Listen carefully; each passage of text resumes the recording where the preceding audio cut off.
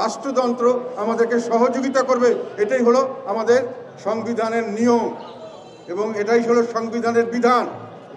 কাজেই আমাদেরকে বাধাগ্রস্ত করে, আমাদেরকে কোনো রকম যদি কেউ বাধাগ্রস্ত করতে চায় সেখান থেকে আমাদেরকে রক্ষা করা, এটাই হলো রাষ্ট্রের কাজ এবং এটাই সংবিধানে বলা আছে। পঞ্চদশ সংশোধনী বাতিল হওয়ার পরে যদি আপনি বলেন পঞ্চদশ সংশোধনী এখনও আছে, তাহলে এটার ভাবে কোনো কথা নেই। আমরা শুনেছি যে এটা বাতিল হয়েছে।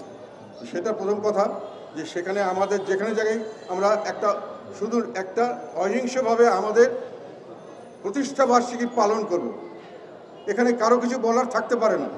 আমরা একটা নিবন্ধিত রাজনৈতিক দল, আমরা কোনো ইল্লিগাল সংগঠন নই। আমরা সবসময় প্রায় 39 বছর থেকে সবসময় ছিলাম জনগণের পাশে, সবসময় জনগণের সঙ্গে ছিলাম এবং এখনও আছে এবং জনগণ আমাদের সঙ্গে আছে। আমাদের ভোট কম আছে তা নয়।